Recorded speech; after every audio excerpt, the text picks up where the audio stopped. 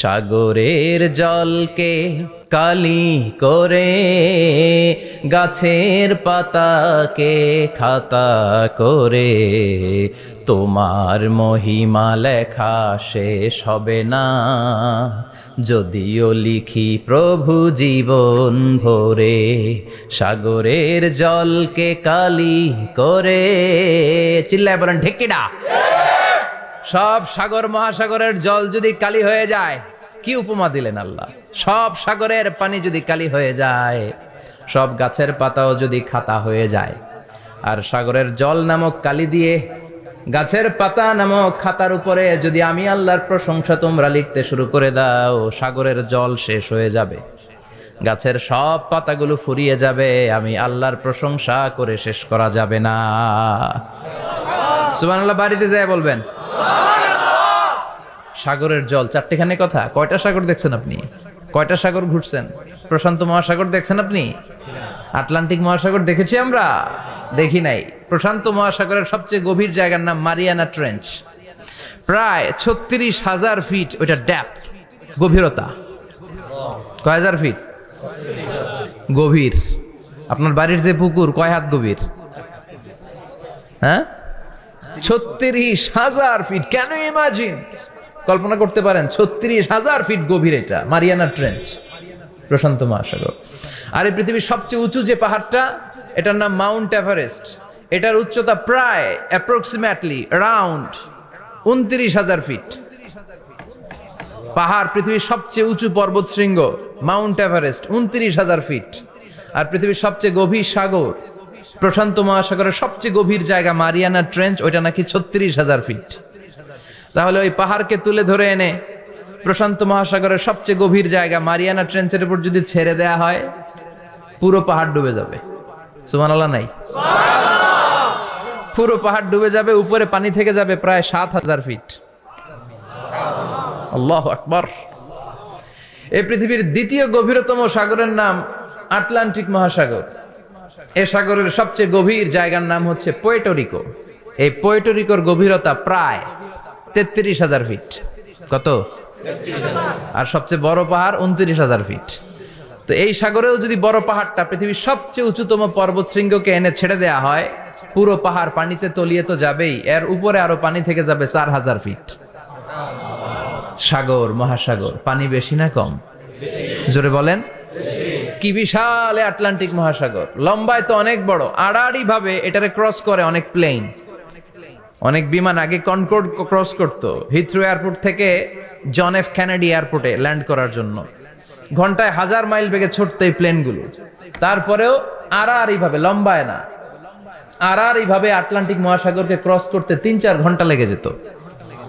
Plane যদি ঘন্টায় চলে 1000 মাইল বেগে, আর আটলান্টিক মহাসাগরের পাশ যেটা প্রশস্ত, এটা ক্রস করতে যদি 3 ঘন্টা লাগে, তাহলে পাশে কয় হাজার কিলোমিটার? 3,000 কিলোমিটার। সুবহানাল্লাহ কইবেন না? এত বিশাল বিশাল সাগর। সাগর কি, মহাসাগর কি এই দুইটা, যে প্রশান্ত আর আটলান্টিক? না, ভারত মহাসাগর, উত্তর মহাসাগর, দক্ষিণ মহাসাগর, বঙ্গোপসাগর, কৃষ্ণ সাগর, ভূমধ্য সাগর, লোহিত সাগর, চায়না সাগর, শত শত সাগরে ভরপুর মহাবিশ্ব। এই সব সাগরের পানি যদি কালি হয়ে যায়, কি হয়ে যায়? আর পৃথিবীতে যত গাছ আছে, সব গাছের পাতা যদি খাতা হয়ে যায়, গাছ কয়টা আছে কুমিল্লায়? হ্যাঁ, অভাব নাই। তো কুমিল্লাতেই যদি অভাব নাই, তাহলে আফ্রিকার জঙ্গলের কি অবস্থা? কি পরিমাণে গাছ, বৃক্ষরাজি আল্লাহ তৈরি করেছেন। এই সব গাছের পাতা যদি এরকম খাতা হয়ে যায়, আর এই সাগরের জল নামক কালি দিয়ে যদি এই খাতায় আল্লাহর জিকির লিখতে শুরু করেন, প্রশংসা লিখতে শুরু করেন, গাছের পাতাও শেষ, সাগরের পানিও শেষ, শেষ হবে না আল্লাহর জিকির আর প্রশংসা করেন। আল্লাহু আকবার। এজন্য সব সময় প্রশংসা করতে হবে একজন সত্তার, তিনি কে?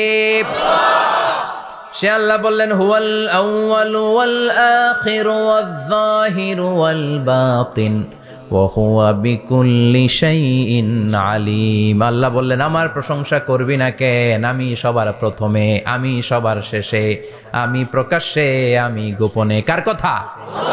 প্রথমে কে? জোরে বলেন। প্রথমে আল্লাহ আল্লাহ, শেষেও আল্লাহ আল্লাহ। আকাশে আল্লাহ আল্লাহ, জমিনে আল্লাহ আল্লাহ। পড়েন পড়েন, প্রথমে আল্লাহ আল্লাহ, শেষেও আল্লাহ আল্লাহ। আকাশে আল্লাহ আল্লাহ, জমিনে আল্লাহ আল্লাহ। আবার পড়েন, প্রথমে শেষেও। আকাশে আল্লাহ আল্লাহ, জমিনে আল্লাহ আল্লাহ। নিখিল জাহান গাই গুণগান, তার নামে গাই আমরাও গাহি তাআলা। হামদে বারি তাআলা, হামদে বারি তাআলা, হামদে বারি তাআলা। পড়েন আল্লাহু আকবার। তিনিই প্রথম, তিনিই শেষ, তিনিই প্রকাশ্য, তিনিই গোপন। এজন্য প্রশংসা চলবে একজনের। চিল্লায় বলেন কে? আল্লাহ তোমার প্রশংসার জন্য আমরণ আমরা করতে পারি, তৌফিক দাও। জোরে পড়েন আমিন। সুলতানপুর নুরানিয়া হাফিজিয়া মাদ্রাসা ও এতিমখানার উদ্যোগে আজকের এই প্রোগ্রাম সভাপতিত্ব করছেন আলহাজ শামসুল হক সরকার, অবসরপ্রাপ্ত সরকারি কর্মকর্তা। আসছেন সভাপতি? অসুস্থ, আল্লাহ তুমি সুস্থ করো। আমার আগে কথা বলছিলেন হযরত মাওলানা ইয়াহিয়া মাহমুদ দামাত বারাকাতুহ, প্রতিষ্ঠাতা প্রিন্সিপাল শাইখুল হাদিস জামিয়া দারুল উলুম রামপুরা ঢাকা। সুন্দর বয়ান করছিলেন, আমি খাচ্ছিলাম আর শুনছিলাম। প্রামাণ্য বর্ণনা করছিলেন কিভাবে কিয়ামত হবে, কিভাবে আমরা উঠব হুফাতান অরাতান মুশাতান গুরলা, উলঙ্গ নেকেড। সেদিন আমাদের গায়ে জামা থাকবে? জ্যাকেট থাকবে খালি। কি থাকবে? কিছু থাকবে, জামা থাকবে না, পায়ে জুতা থাকবে না, পেটে খাবার থাকবে না, খালি থাকবে চিৎকার। সেদিন থাকবে কি? মনে হয় কথাগুলো প্রতিদিন এগুলো রিমাইন্ডার দিবেন নিজেকে যে ওই দিনটার মুখোমুখি আমি হতে যাচ্ছি। আমি কি তৈরি করেছি আখিরাতে নাজাতের জন্য। প্রতিদিন ভাবতে হবে যে দাদা চলে গেল, বাবা চলে গেল, আমিও ওই একই পথের যাত্রী। দ্য ডেস্টিনেশন ইজ সেম, গন্তব্য এক, কেউ আগে কেউ পড়ে। এটাই ওয়াজ, এটাই দামি ওয়াজ। এটা মনে রাখলেই মানুষ আর চুরি করতে পারে না, মিথ্যা বলতে পারে না, ইফটিজিং করতে পারে না, পরকিয়া করতে পারে না, মতের বিরুদ্ধে গেলে তারে রামদা দিয়ে কোপাইতে পারে না। চিল্লা এখন ঠিক কিনা? এটাই হচ্ছে ইসলাম। আখিরাতের স্মরণ, যিকরাদ্দার। চলে যেতে হবে।